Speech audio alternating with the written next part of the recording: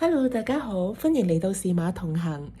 今日咧想同大家諗一個問題：如果有一日咧，我哋將成本舊約拎走，只剩翻咧新約，你覺得你所識嘅耶穌咧，會唔會仲係聖經裏頭所介紹嘅主耶穌咧？就咁聽落去好似咧，其實你講咩啊？咪又係嗰個，應該冇乜大影響係嘛？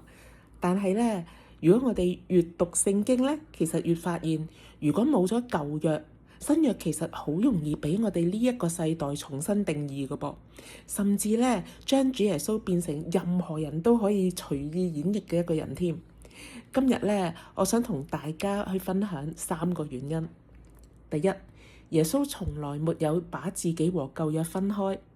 耶穌咧曾經講：我來不是要廢掉律法和先知，乃是要成全。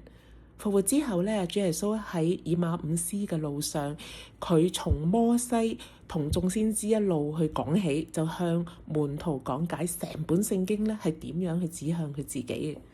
換句話講咧，耶穌唔係突然出現喺歷史上嘅宗教老師，佢係咧神從創世記開始一步一步應許、預備、等待，最後成就嘅救主。如果冇咗創世記咧，我哋就唔知道乜嘢係女人嘅後裔；冇咗亞伯拉罕，我哋就唔知道乜嘢係萬國因你得福。如果冇咗出埃及，我哋就唔明白乜嘢叫救贖。如果冇咗逾越節，我哋就唔明白點解基督係要流血。如果冇大衛之約，我哋就唔知道點解耶穌被稱為大衛嘅子孫。如果冇咗先知嘅新約應許咧，我哋就唔明白聖靈降臨究竟係代表啲乜啦。新約唔係一本新嘅故事，新約咧其實係成個舊約故事最高潮嘅結局。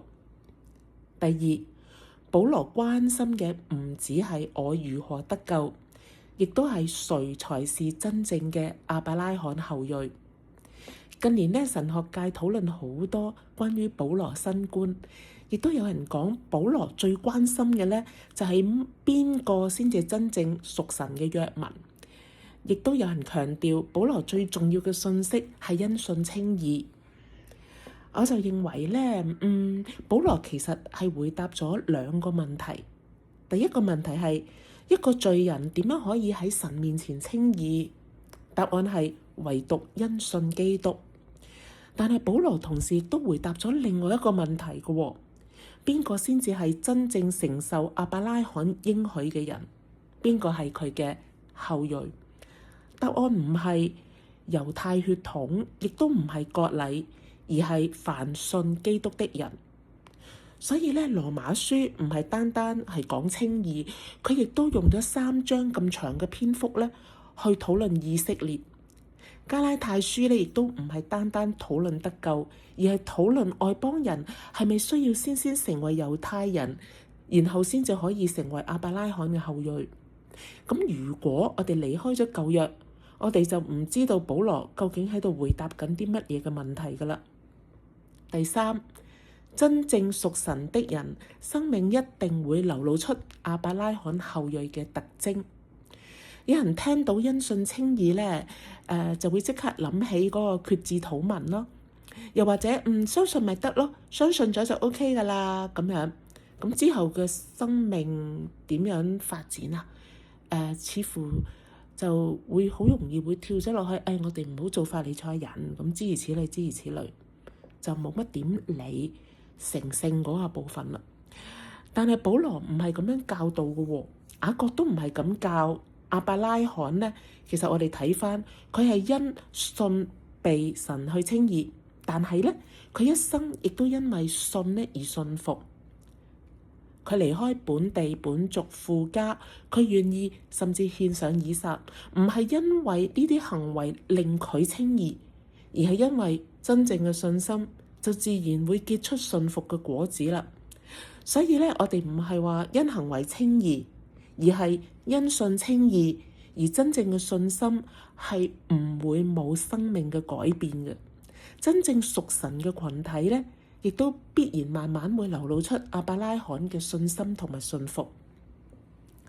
今天最大的危機，我個人認為咧，今日最大嘅危機未必係否定耶穌，而係重新定義主耶穌。